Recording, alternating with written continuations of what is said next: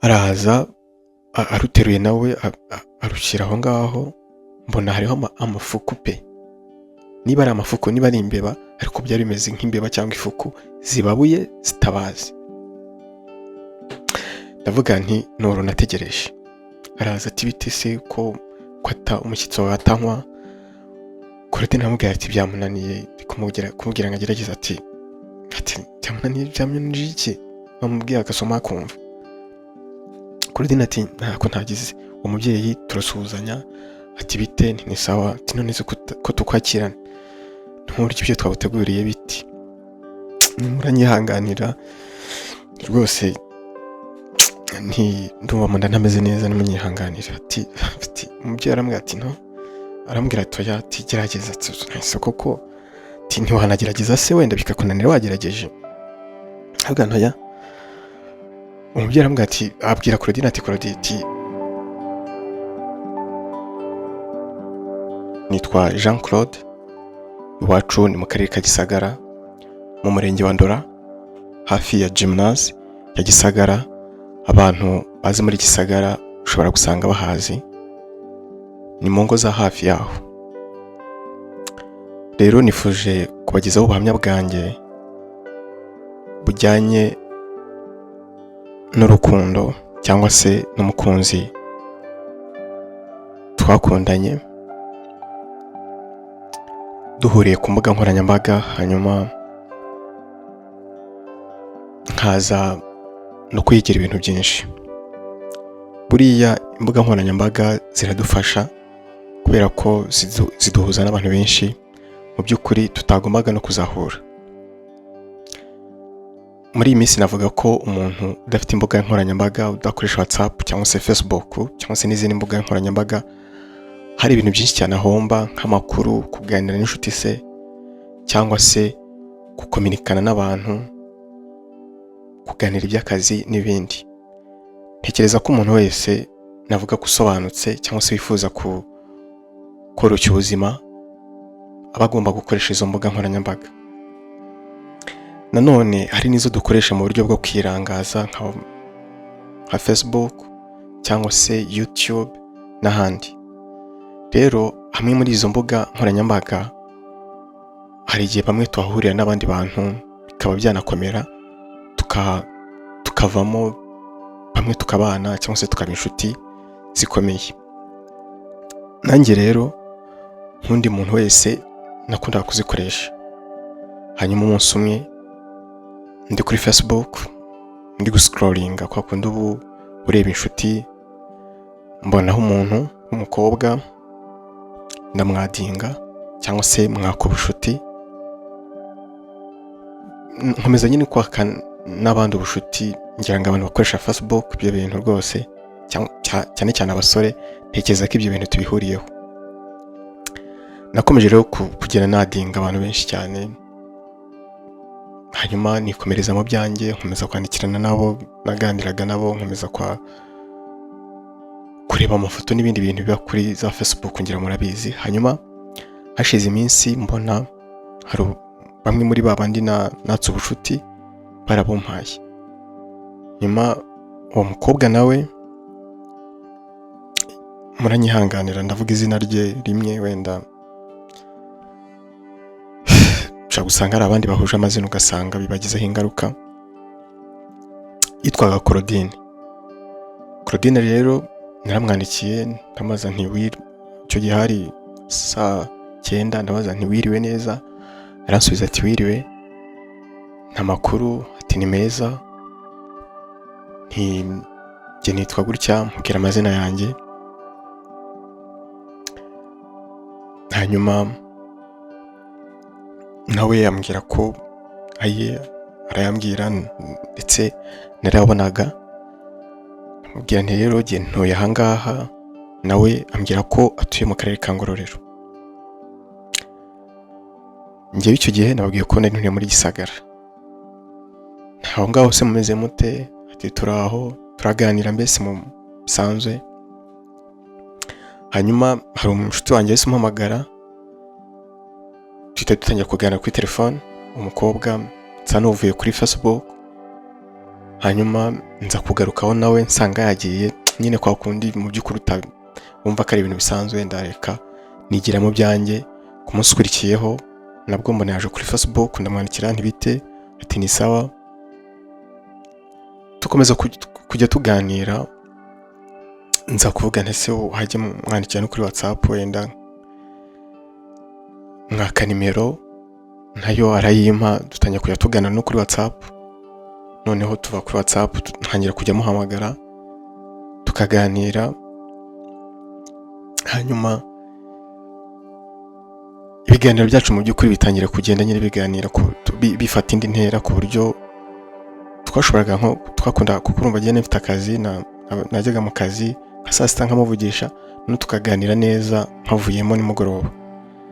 Akenshi kubera ko nakoreraga ahantu kure yo mu rugo, natahaga turi kuganira, natahaga saa 11 nkava mu kazi tuganira, nkarinda ngera mu rugo kugeza ubwo mu by'ukuri nka saa 12:30 nakunda kuhagira, nka saa 12:30 tugasezeranaho, nkubwira ko nza kongera kumuhamagara ngiye kuryama, nkamuhamagara mu saa 2:30, abantu bo mu cyaro twiryamira kare, tukavugana tukageza mu saa 4.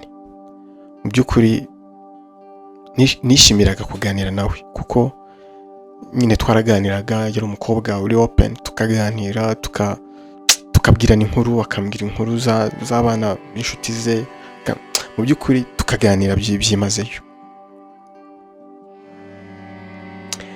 Hanyuma rero ko twagendaga tuganira, niko mu by'ukuri narushagaho kugenda numva mukunze, ntangira kujya niruga ndeba amafoto ye, nkajya mubabwira ntese wanyoreza amafoto kawe, akanyorereza, se akambaza nawe ati se wanyoreza nawe yawe, nkayamwoherereza. Tugenda mu by'ukuri turushaho kuganira no kwishimirana. Naje kujya ndamukunda, ariko ndavuga nti ntabwo nabwira umuntu ko namukunze tutaranabonana, reka maze musabe duhure ndebe niba koko uko mubona ku mafoto ariko n'ubusanzwe agaragara, hanyuma nimbona ko ari byo tugahura tukaganira, nkumva nta kibazo, nzamubwire ko namukunze, hanyuma nabyemera nyine dukundane.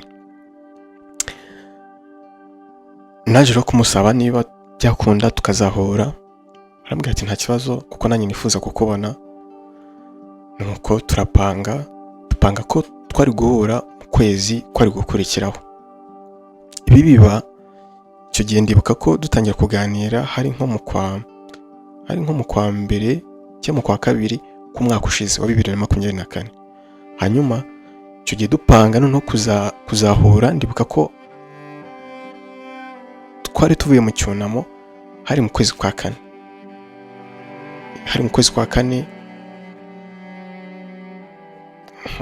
nko mu matariki ya nyuma y'ukwezi kwa kane. Hanyuma turapanga, ndavuga noneho reka tuzahura iki gihe, numvaga nzaba nahembwe mu kazi, nkabona tike, nawe ambwira ko icyo gihe nyine azaboneka.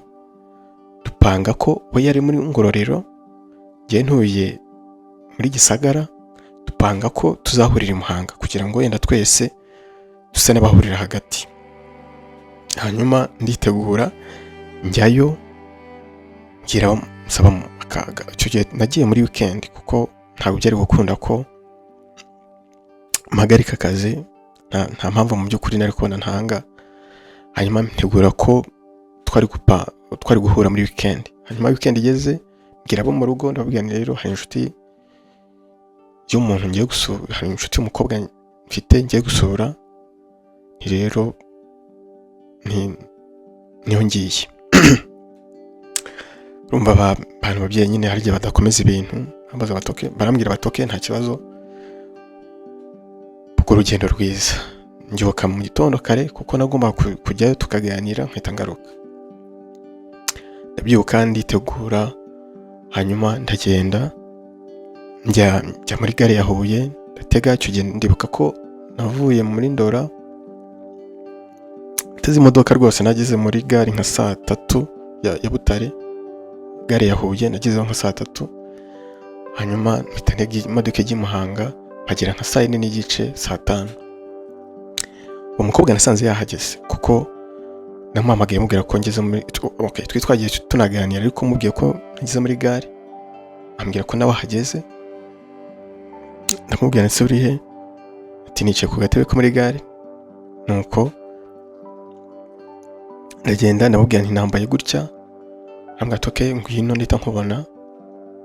Ndagenda arambwira mbona hari umukobwa wahagurutse ari no kuvugira ku telefone, nubwo n'uwo nguwo.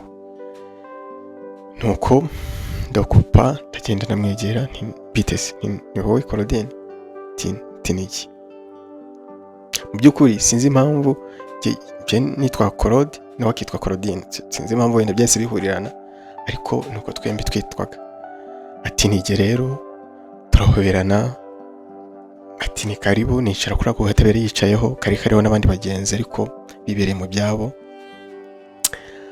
Ati bite se? Ni sawa. Nti nawe se bite? Ati nanjye ni sawa, rwose nishimiye guhura nawe. Nawe ati nanjye ndabyishimiye, nifuzaga nyine kuzahura nawe nkabona Claudine tubara tuganira tutaziranye. Nawe ati rwose nabyifuzaga kubona Claude, nahoraga numva ijwi rye nkabona n'amafoto ye, ariko nifuza kureba niba koko ari we tujya tuganira. Rero biranshimishije nanjye, nuko tuva aho ngaho tujya kwicara. Nubwo rero byaba byiza tugiye kwicara ahantu tukafata n'agafanta. Ntahangaha muri Muhanga ntabwo ari kenshi nahaje, numva bwari nk'ubwa kabiri bageze. Rero hari aho nzi tuhafatira agafanta ntiwaza tukagenda. Mufata ikiganza nk'inshuti yanjye mu by'ukuri, twambuka umuhanda. Abantu bazi muri gare ya Muhanga, twambutse umuhanda tujya kuri kantine. Hari na alimentation ariko ifite agakantine, twicara hanze. Hari akantu bubatse hanze twariho twicara. Baraza abaseriveri bati tubahe iki? Turababwira, njye mbabwira ko ndi bunywa amata, we asaba fanta.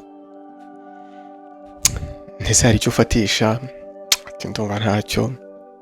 Nanjye mu by'ukuri numvaga ntacyo nafatisha mwayo mata. Tunaganira, mboneraho no kumwitegereza. Iyo umukobwa mu by'ukuri mwiza pe, wenda ntabwo ari mwiza bitangaje, ariko ku bwanjye nabonaga ari mwiza pe.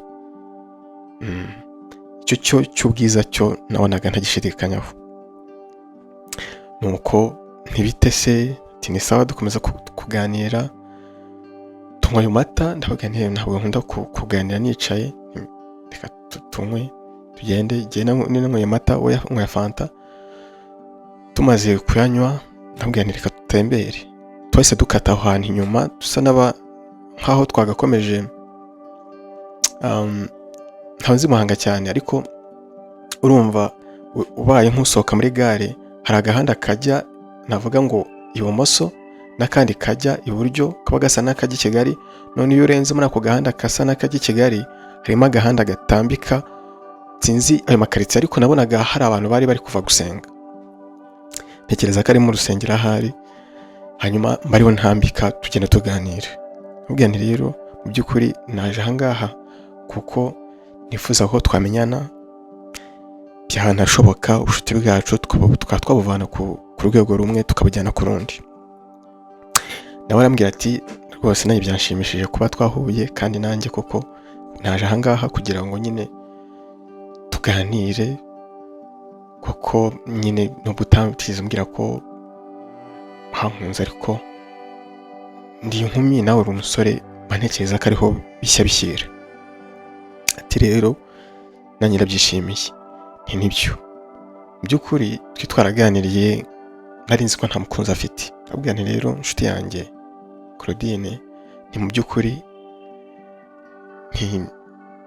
naragukunze tuganire ko tutaziranye, ariko n'ubu ngubu duhuye narushaho kugukunda. None nabonye iby'urukundo bisaba nyine ko abantu babanza kumenyana by'ukuri, bakareba niba koko bahuje imico. N'indi ntambwe duteye, ariko ntabwo nifuza ko twatandukana dutyo. Ni mu by'ukuri nagukunze tutarahura, ariko ubwo ngukunze kurushaho. None niba nta kibazo wanyemerera tukamenyana ariko dukundana. arambwira ati Claude rero nshuti yanjye koko twakunze kuganira, mu by'ukuri nakunze kuganira, nakunze imico yawe uko nkumva, rero ntabwo nakwanga gukundana nawe, gusa nyine nk'uko bivuze tuzabaza nyine dufata akanya tumenyane, turebe niba koko ibyo tubona, ibyo dutekereza byaba ari byo. Rwose nibyo. Nuko turushaho kuganira, turushaho gutemberana, tuva aho ngaho twanzuye ko jye nawe tugiye gukundana. Mvuyeyo mu by'ukuri urumva twagezeyo nyine turatandukana, turasezeranaho, urumva nagombaga kuza nkataha, nawe agataha, twatandukanye mu saa 8 saa 9. Nsezeranaho ndatega ngaruka i Butare, ubwo ni mu karere ka Gisagara, ariko naciye Butare, nawe arataha. Mu nzira mu by'ukuri nagiye nyine ntekereza uko twahuye, ntekereza bwanise koko uyu mukobwa azanyemerera koko dukundane, ese azankunda by'ukuri nagiye nibaza ibyo ngibyo, ariko dukomeza kujya turaganira, mu by'ukuri mbona ko bishoboka ko jye nawe twaba inshuti. Yanyitagaho pe, yabyuka mu gitondo akambaza uko naramutse, akampamagara cyangwa se akanyandikira, yaba nta mayinite afite akambipa, njye nakunda kuba nyafiteho, nkamuhamagara tukaganira, hanyuma nkitegura nkajya mu kazi. Nagendaga tuganira, nawe akaba ari mu mirimo yo mu rugo, rimwe na rimwe agiye guhinga, yari yaraguze kuteri kugira ngo tujye tuganira wenda bitisha imirimo.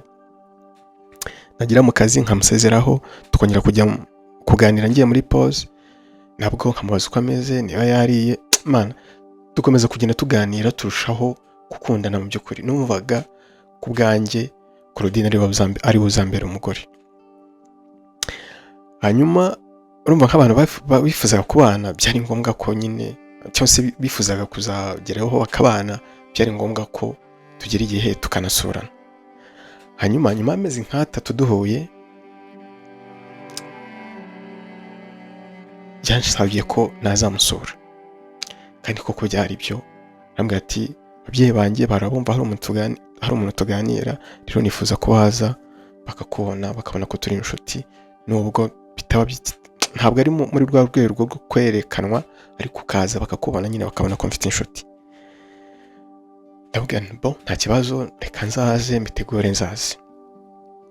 Ubwo hari hamaze kuba nko mu kwa 7, nko mu kwa 7 mu kwa 8 k'umwaka ushize. Hanyuma nditegura njyayo. Ngiyeyo namusanze aho twe twavuganye ko duhurira. Mu by'ukuri bavandimwe, ndi kubabwira ibi bintu kugira ngo abantu mugirana ubushuti n'abantu mutaziranye, mugire attention, mumenye aho mugomba kugarukira, mumenye ko aha hantu duhurira hari n'abandi bantu dushobora kuhahurira. Mugire ubushishozi, mugerageze mwitwararike, mwirinde mu by'ukuri. Hanyuma rero twarahuye, duhurira aho twahuye. Icyo gihe none urumva nagombaga kugira Muhanga, nkatega hari muri Ngororero. Munyihanganire, sindi buze kujya mvuga uduce ntagiraho nibasira, gasanga mbangirije mu by'ukuri irangamimerere, ariko hari muri Ngororero. Ndatega njyayo, musanga aho yari yambwiye ko tuza guhurira, hanyuma turagenda. Hari hafi y'aho ngaho mu rugo iwabo. Yari yambaye nyine nk'uko umuntu mwahurira muri quartier, ntabwo yari yambaye bidasanzwe, yari yambaye bisanzwe pe. Nateze moto ingeza hafi yo mu rugo iwabo. Hanyuma ndagenda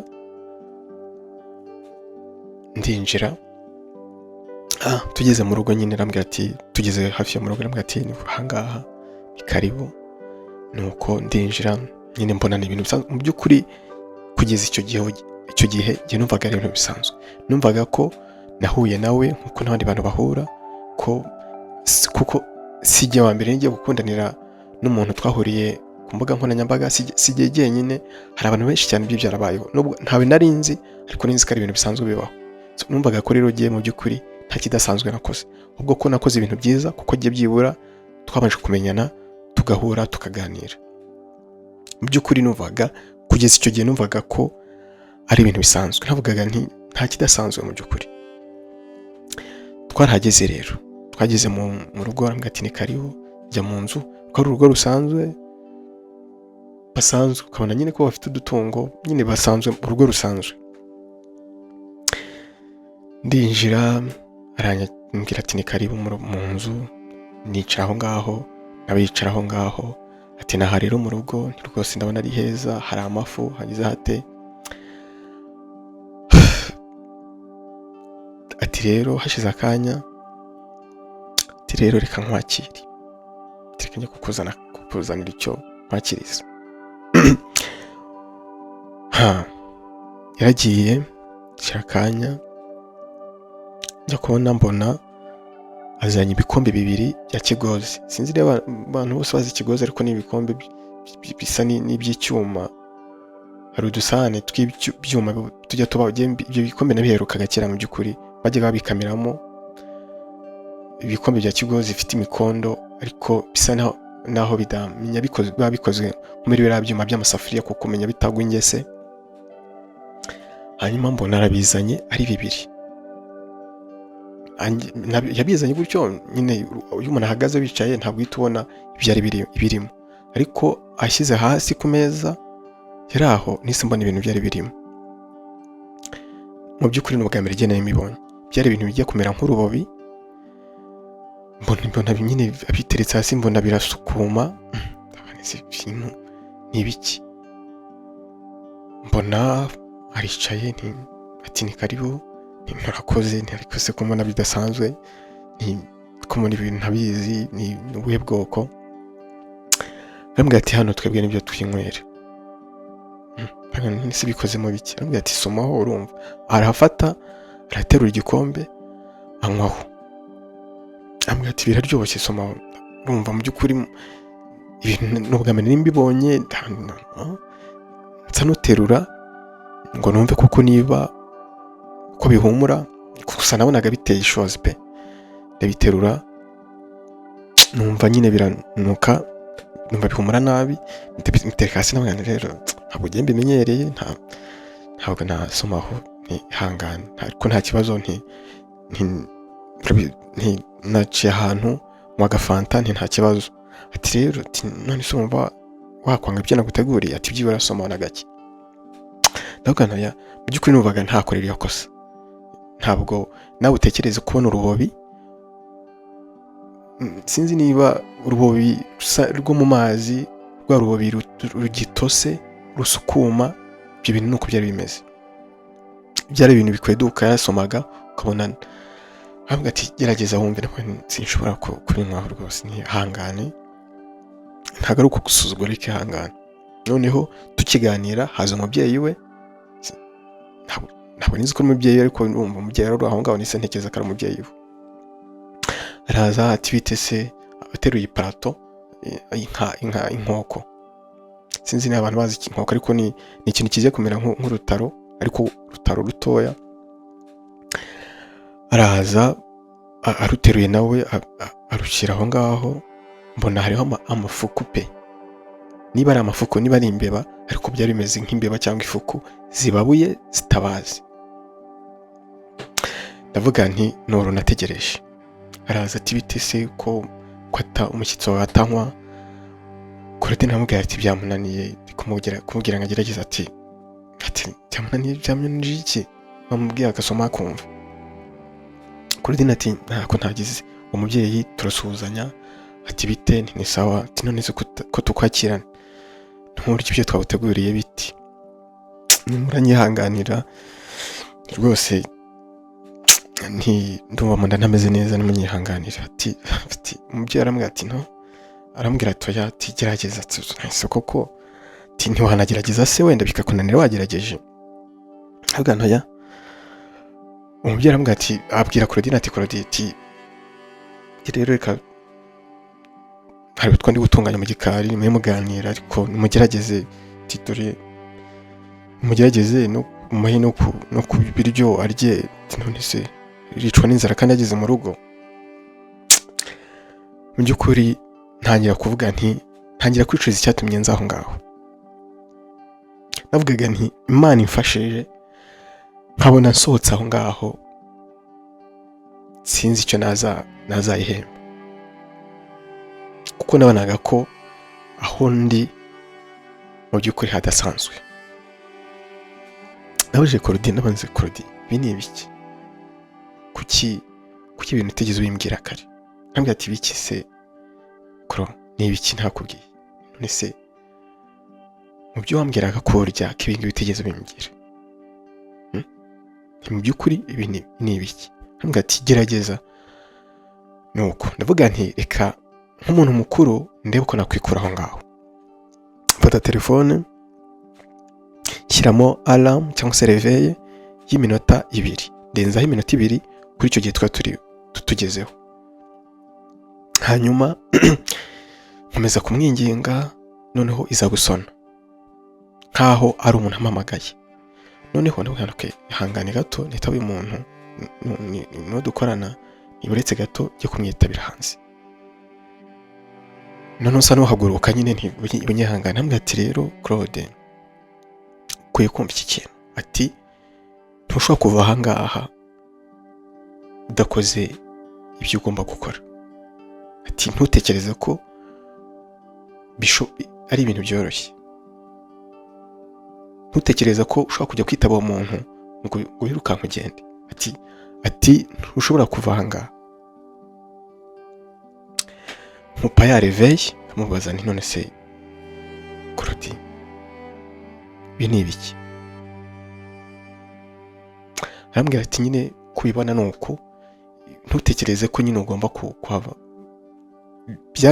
byatangirije kuri Facebook, ariko hari ahandi bigomba kurangirira.